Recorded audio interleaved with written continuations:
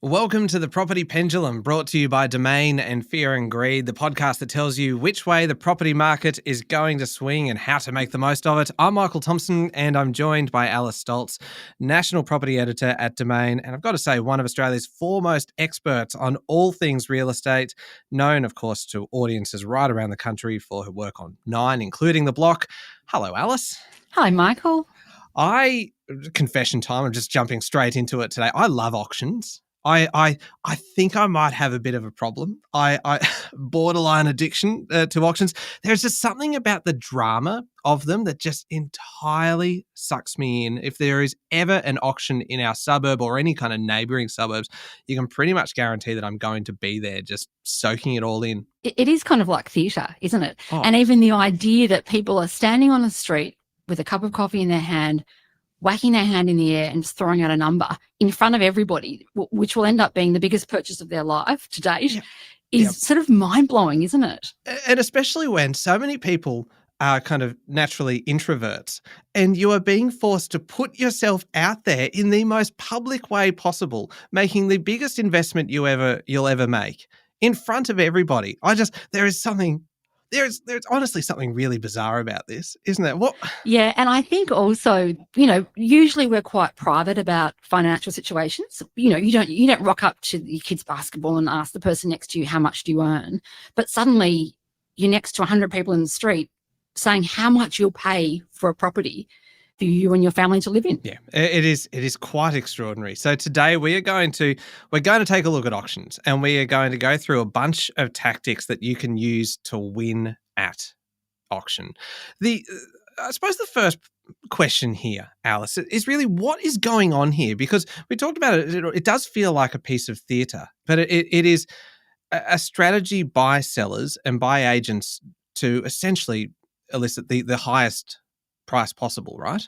Correct. And I think we need to remember the idea of an auction really is that it is the most transparent way to have a transfer of a property to someone else. The idea is that it's in public, you can see with full clarity the bidding process and how much someone eventually pays for it. Now, the role of the auctioneer, of course, is to heighten the emotional attachment of the people at that auction. They're trying to get people rusted onto it, thinking, I'll do anything for this place. And then to encourage competition to get the highest price. That's the role of the auctioneer. The buyer is there to get the keys for the best price that they can.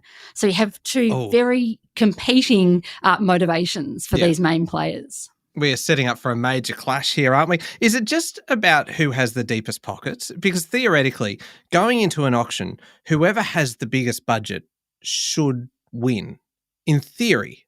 But that's not necessarily the case, isn't it? No, I would actually argue the person who is the most informed and confident can actually win the keys at an auction.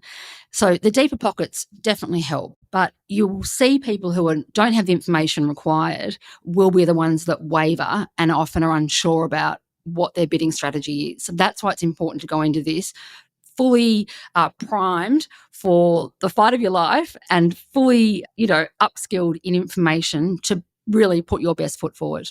And it's worth going back and having a listen to our last episode about all of the things that you should be researching before you are making an offer. It's the same information that you should be taking into an auction because those are the things that are going to inform your decision and help you figure out exactly what you are going to be able to bid up to. Can I ask you a really, I suppose it feels like an obvious question or a basic question, but where should you stand in an auction? Should you be standing right in front of the auctioneer, or should you be standing? I like to stand at the back so that I can see everybody else.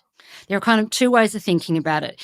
You could take the sort of alpha position, stand right in front of the agent and not look at anyone else in that crowd.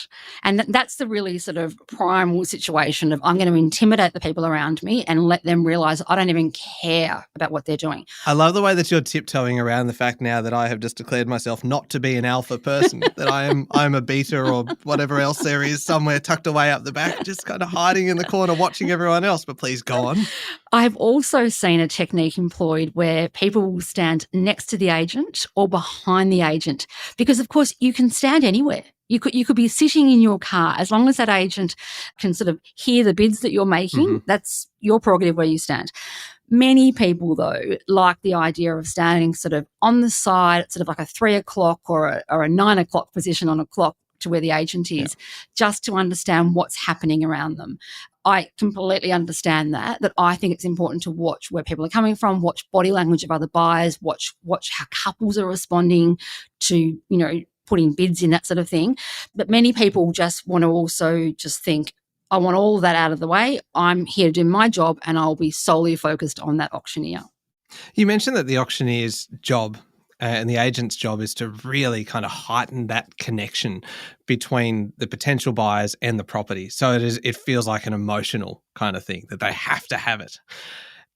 In that sense, is an on-site auction going to result in you paying more than, say, an auction held in auction rooms off-site?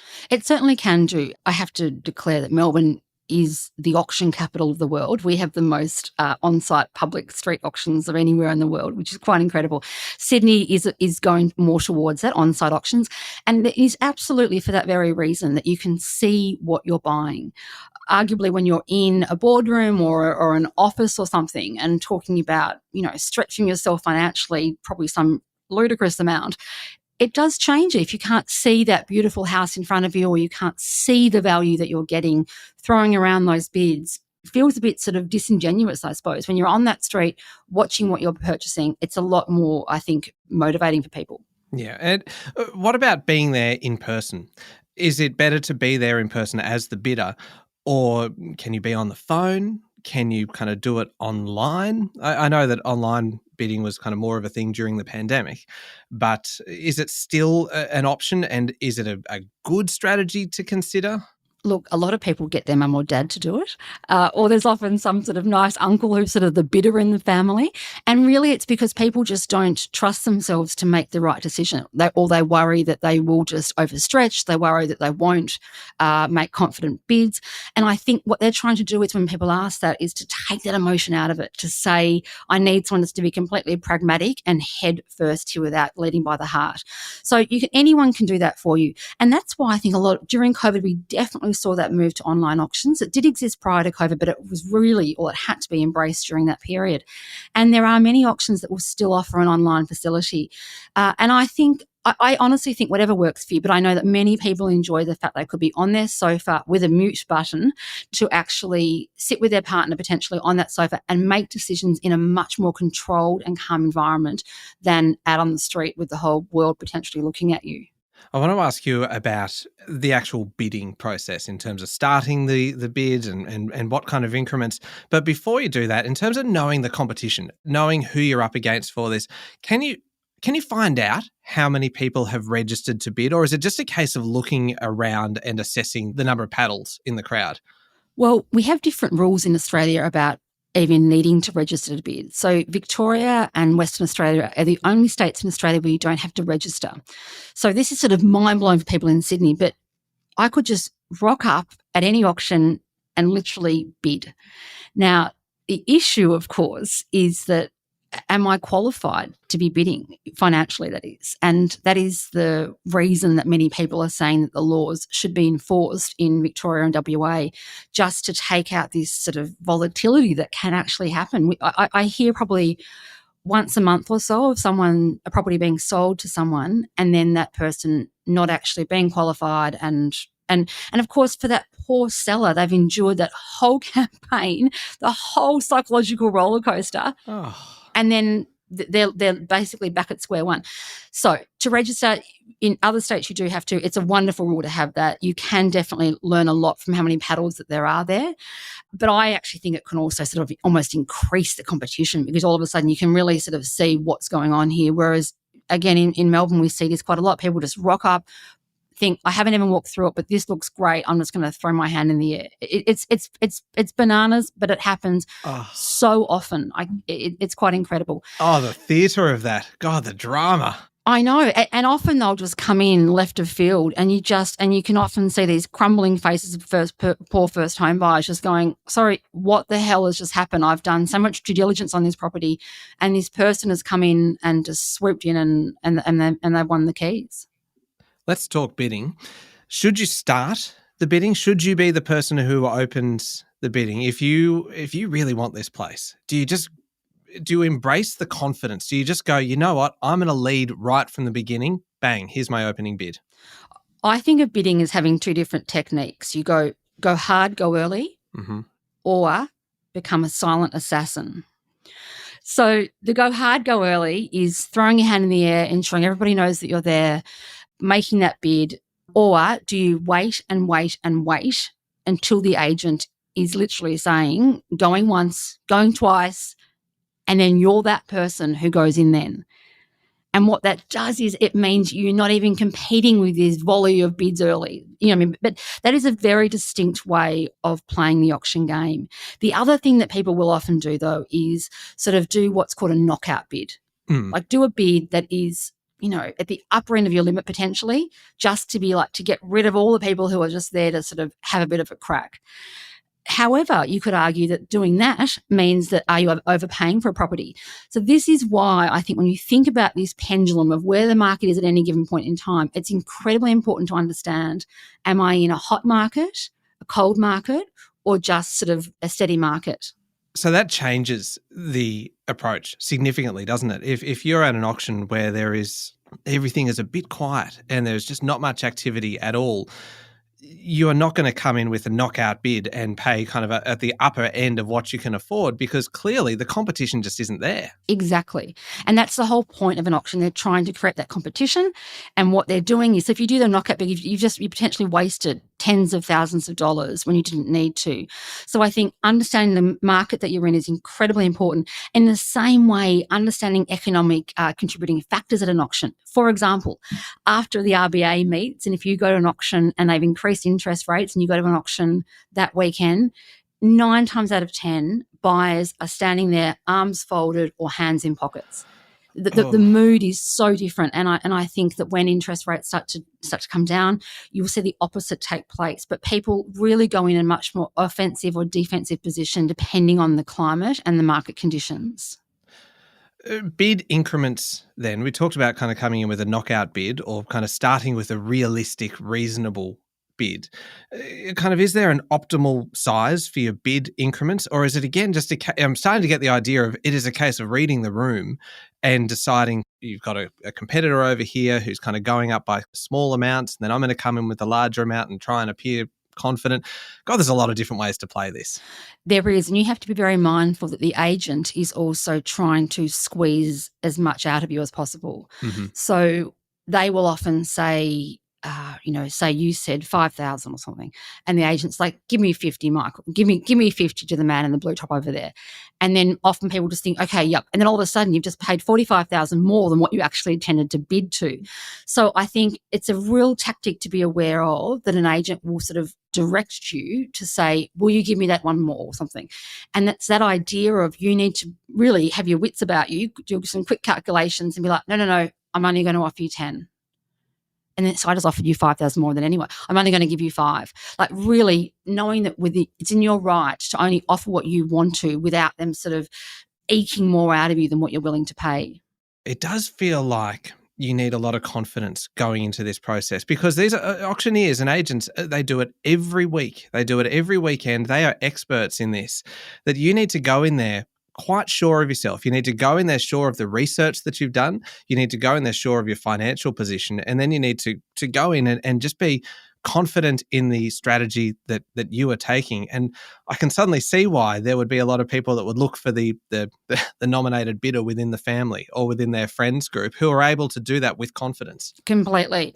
And I think that's why when you're aware of what agents are doing, like, for example, they do this sort of form of storytelling, this idea of they talk about the benefits rather than the features.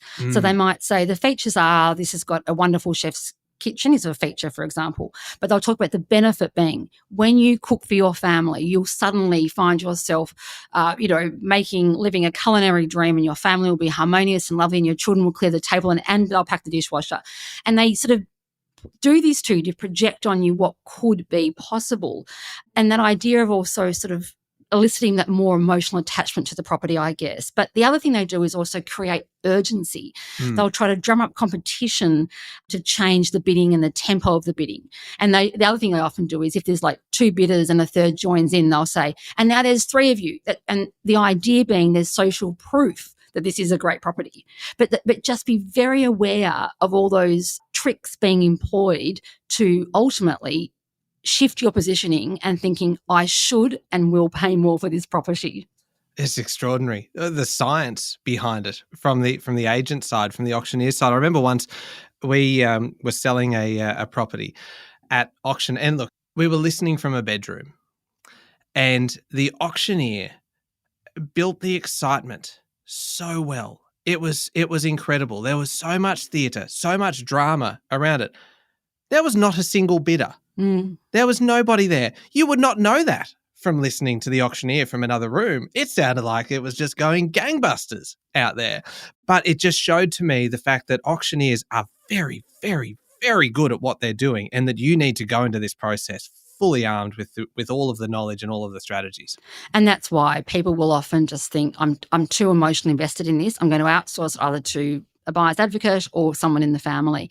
The other thing is also be aware that agents will sometimes, I think, also understanding when you're looking at sort of what pricing is around an auction, they can sometimes cherry pick the data points that they're using. They'll say, right, last year I saw this house down the road for double what it's even on the market for today, for example. And while that should most definitely be true, that again could have been a very different environment for the selling, where we were in the selling cycle at that given point in time. So be very aware of how quickly markets can change and conditions can change, so that even though they're saying that, you need to understand really what's going on beneath the surface of that market to ensure that is still valid today, the day that you're bidding for that property. One more question on strategy. How important is it to kind of know your limit and to stick to it, but also not to discuss while you're in the auction? Because I suppose if you're wanting to appear confident and that you know what you're doing, how much should you be planning ahead of time as to your strategy? Or is it something that you are going to have to adjust on the fly in the room as you are reading kind of the faces of the people who are competing against you? I think it's a bit of both. I think write down what your strategy is, and that sort of is your sort of compass on the day, I suppose. But you do need to be aware of the sort of environmental factors that are taking place around you at that point. And that's why I like this idea of sort of being able to watch the crowd a little bit more. Nothing's better than having a couple nearby who are bidding, and you can almost hear them talking, or the body language of some, one partner elbowing the other in the ribs, like bid. Yep. And you really realise that between them both, they're probably not even aligned, but one of them wants this more than the other. And you'll quickly soon find out who's really wearing the pants, I guess, and ultimately driving that, I suppose. But I think that's why it's very important to be able to watch what's going on. The other thing I will mention is also about this idea of not being too cagey. I think if you hold your cards too close to your chest, you can sometimes miss out quite quickly. Some people will say, I'm not going to bid, I'm not going to bid, I'm not going to bid. And all of a sudden, exactly what you talked about before, Michael, there was no one bidding. So the house gets passed into someone who might have just, surreptitiously thrown their hands in the air and thought, I'll have a crack here, have a bid. When that gets passed in, the right of reply goes to that bidder to come inside, which is a whole other conversation, because I would advise don't go inside. But the right to buy goes to that highest bidder. So if you were trying to play it cool and just think, oh, I'll let this go, and you've missed that opportunity, you very well might miss out on the keys to that property. So it's important to ensure that while being discreet and keeping cards close to your chest, not to the point that you'll shot yourself in the foot and actually miss out on the property. Don't go inside sounds like the tagline for a horror movie, doesn't it? It's just, I'm so intrigued by this. We're definitely going to have to follow this up in a future episode. I think that we've had plenty of good advice, both from the things to be aware of from the auctioneer's side, from the agent side, as to the strategies that they are using, and then hopefully a few good tactics that you can use in terms of your preparation, and also just things to do on the day to increase the likelihood that you will be the one that walks away with the keys in your hand. Thanks very much, Alice. Thanks, Michael. That was real estate expert Alice Stolz, National Property Editor at Domain, and I'm Michael Thompson. Make sure you're following the podcast, and we'll be back next week with another episode of The Property Pendulum, brought to you by Domain and Fear and Greed, the podcast that tells you which way the property market is going to swing and how to make the most of it.